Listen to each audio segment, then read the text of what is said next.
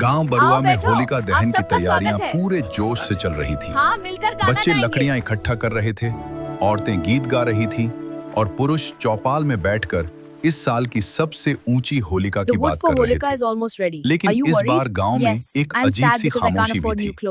वजह था छोटा सा लड़का चिंटू। चिंटू इस साल होलिका दहन को लेकर खुश नहीं था। उसके पिता शहर में मजदूरी करते थे और पिछले साल से घर नहीं आए थे। तुम्हारे साथ काम करना माँ मुझे अच्छा बीमार लगेगा। रहती थी। पिछले साल होली पर उसके पिता ने उसे कंधे पर बैठाकर होलिका की परिक्रमा करवाई थी और कहा था, बेटा इस आग में अपनी सारी बुरी आदतें जला देना। इस साल वह कंधा खाली था। तैयारियां शुरू, गांव के बच्चे खुशी खुशी चिल्ला रहे थे, जल्दी लकड़ी लाओ, आज सबसे बड़ी होलिका जलेगी। चिंटू चुपचाप किनारे बैठा था। उसका दोस्त सोनू पास आया। क्या हुआ, तू लकड़ी क्यों नहीं ला रहा? चिंटू ने धीमे से कहा, इस बार कुछ जलाना ही नहीं है। सोनू ने पूछा, क्यों? चिंटू बोला, अगर आग सच में बुराई जलाती है तो मेरे पापा की मजबूरी क्यों नहीं जली, माँ की बीमारी क्यों नहीं जली? चिंटू ये सब तुम अकेला कर रहे हो। सोनू के पास कोई जवाब नहीं था। तुम्हारे साथ दादी काम की करना मुझे सीख, अच्छा लगेगा। गांव की बूढ़ी दादी जिन्हें सब अम्मा कहते थे, सब सुन रही थी। वे धीरे धीरे चिंटू के पास आईं। क्यों उदास है रे? उन्होंने पूछा। चिंटू की आंखें भर आईं। अम्मा, अगर होलिका दहन सच में बुराई को जलाता है तो हमारे घर की परेशानी क्यों नहीं जलती? अम्मा मुस्कुराई। बेटा, आग सिर्फ लकड़ी नहीं जलाती, वह हमारे अंदर की नकारात्मक सोच भी जलाती है।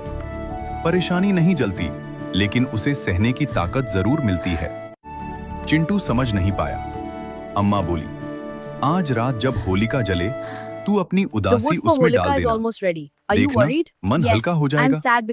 होलिका दहन की रात हो, चौपाल पर इकट्ठा था। सबका स्वागत है। ढोल बज रहे थे, महिलाएं मिलकर पारंपरिक गाना गीत गाएंगे। गा रही थीं। होली आई रे। लकड़ियों का बड़ा ढेर सजाया गया। उसके ऊपर सूखी घास रखी गई। आओ बैठो। सबने आप हाथ सबका जोड़कर स्वागत है। प्रार्थना की। पंडित हाँ, जी ने मिलकर अग्नि गाना जलाई। गाएंगे। धीरे धीरे आग भड़क उठी। लाल नारंगी लपटें आसमान छूने लगीं।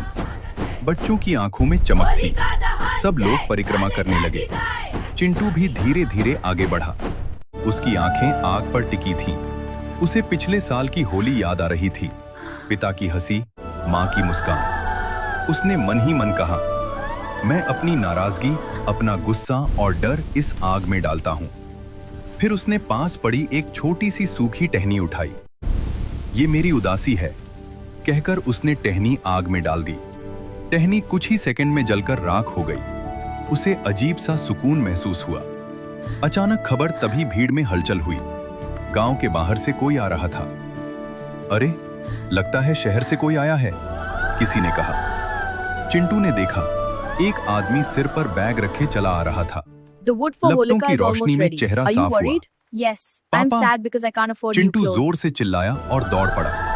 उसके पिता सचमुच लौट आए थे। उन्होंने उसे गोद में उठा लिया। बेटा, इस बार होली तुम्हारे साथ मनाऊंगा। चिंटू की आंखों से आंसू बह रहे थे, लेकिन चिंटू, ये इस सब बार तुम अकेला वो कर रहे हो? खुशी के हाँ थे। पापा, लेकिन अगर पिता तुम बोले, चाहो। तुम्हारे साथ शहर काम में करना मुझे काम अच्छा मिल गया लगेगा। है, अब सब ठीक हो जाएगा। अम्मा पास खड़ी मुस्कुरा रही थी। उन्होंने धीरे से कहा, देखा बेटा, आग ने तेरी उदासी जला दी। एक नई समझ उस रात चिंटू को समझ आया। होलिका दहन सिर्फ एक कहानी नहीं, एक भावना है। ये हमें याद दिलाता है कि बुराई कितनी भी बड़ी क्यों न हो, सच्चाई और विश्वास की जीत होती है। आग हमारी समस्याएं नहीं जलाती, लेकिन हमें हिम्मत देती है उनका सामना करने की। अगली सुबह रंगों की शुरुआत। सुबह गांव में रंगों की होली शुरू हुई। चिंटू इस बार सबसे आगे था। उसने सोनू को रंग लगाया और हंसते हुए बोला, देख, मैंने अपनी उदासी जला दी। सोनू ने पूछा, कैसे? चिंटू मुस्कुराया। अम्मा ने कहा था ना, जो मन में भारी है उसे आग में डाल दो। पिता ने पीछे से आवाज दी, और जो अच्छा है उसे दिल में रखो। पूरा गांव हंसी और रंगों में डूब गया। कहानी की सीख होलिका दहन हमें सिखाता है, अहंकार और बुराई चाहे कितनी भी ताकतवर हो, अंत में हारती है। सच्चाई, विश्वास और धैर्य हमेशा जीतते हैं।